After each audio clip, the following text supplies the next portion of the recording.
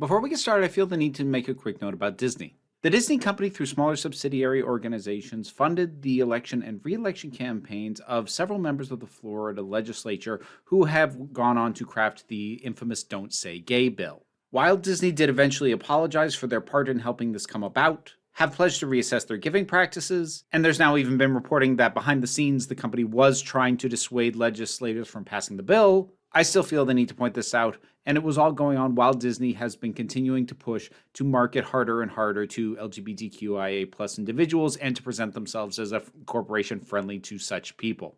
While statements from the company are leaning in the right direction, I am waiting to see more concrete action from them before I stop putting this marker in front of things. You can see a link down in the description for my full videos on the topic. Okay, so next time they eventually give the Hulk a solo movie, can he just turn into a giant red panda? Can that be a thing now? So, I have now seen the latest Pixar film, Turning Red. Watched this with my kiddo because she wanted to see it.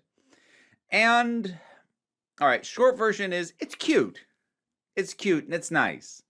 I'm not blown away by it. I think the thing is this may be the best single film example as far as embodying what I've said about Pixar for a while, and something that kind of bothers me about their approach to things. Which is, now again, I'm not actually in the writing rooms or the production offices of Pixar, so I don't know if this is in fact the case. But it really does feel, and in this film especially, it really does feel like Pixar approaches things from a perspective of, here's the themes that we want to deal with, and then builds a movie around that. And that's not necessarily an invalid thing to do, but speaking as a consumer, I would much prefer that creators go in working on the best story they can and then figuring out what themes will enhance the story and then tinkering with it from there. When you come in theme first, it can often hurt the story. And there's a lot of stuff that goes on in this where it feels like there was a fork in the road where they could have done something that would have made the story more unique as a narrative, or they could have reinforced the theming. And they pretty much opted to reinforce the theming every time. And again, that's not necessarily bad. It's just not to my own tastes.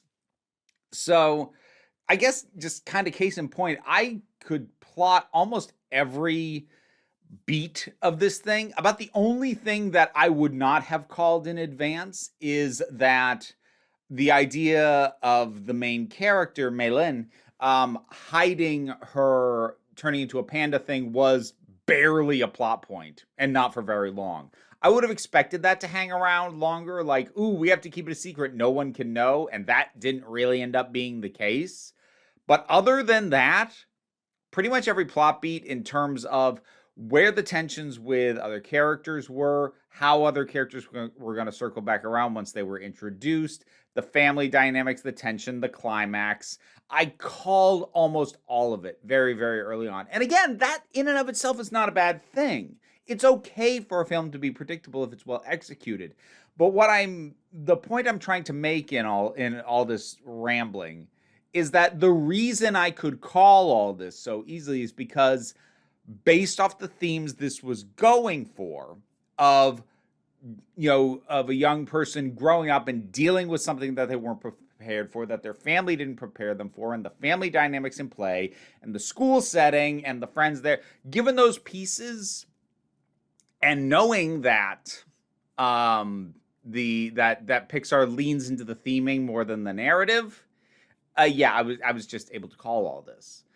And it makes Pixar less engaging. And to be fair, I feel like this film is in a little bit of an unfortunate position. It is in the unenviable position of coming out only some months after Encanto, which I not only think was a better movie, but I also think handled the themes of family dynamics and difficult family interactions with the older generations especially much better and more interestingly than Turning Red does.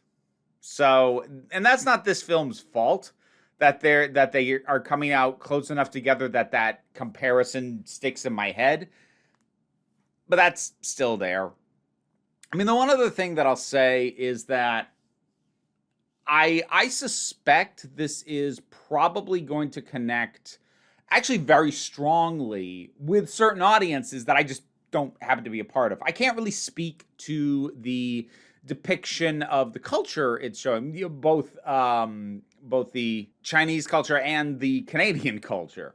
So like I'm not going to say that is or isn't accurately done, but I didn't find that distancing. It, to my eye, as someone who lives near the Canadian border but doesn't really know well enough to know where Canada diverges from the US, and doesn't know much more than a surface level understanding of Chinese culture, those seemed fine to me as someone who doesn't know better. What I will say is that, and this is partially tied into Chinese culture, again, at least to my understanding, like the whole kind of tiger mom thing, the super overprotected, overinvested, over monitoring mother thing is one of those things that, like, that just wasn't my life.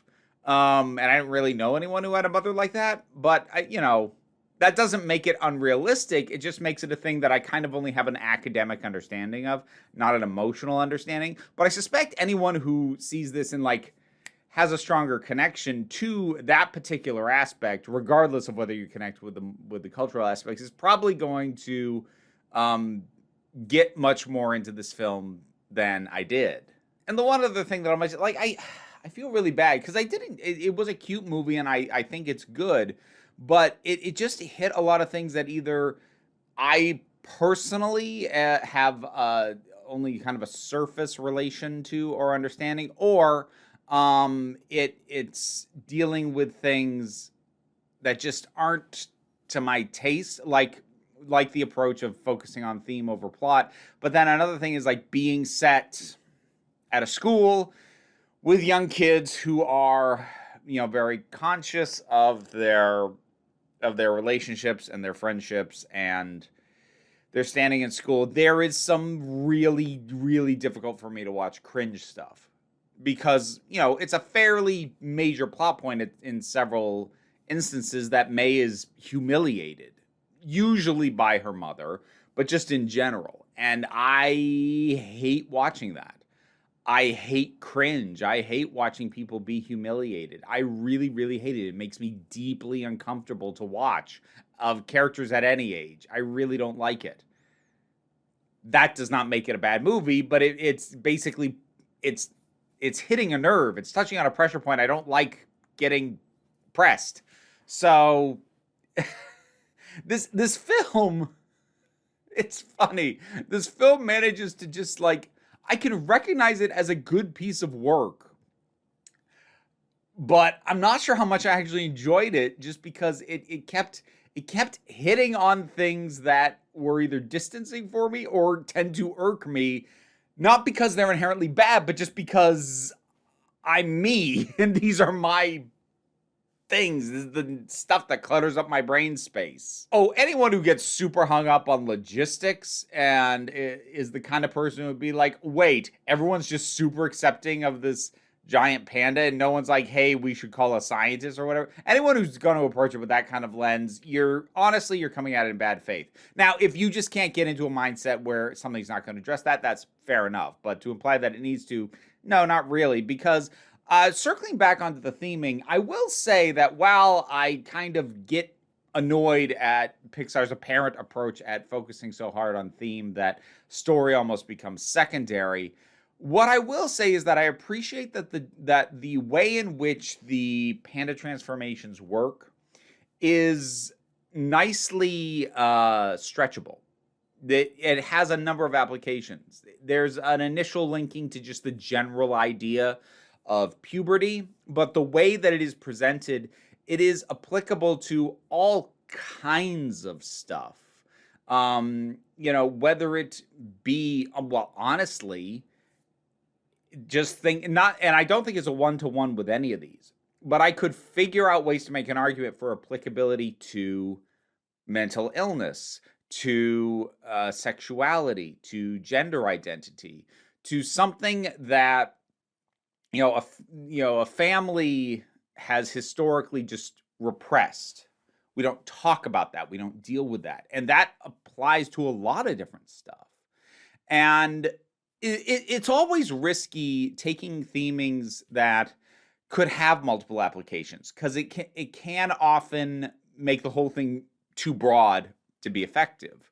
But also, like, going in too narrow means this only works as a metaphor for one thing, which means you absolutely have to nail that analogy and that metaphor, because if you don't, then, like, well, it doesn't work for anything else.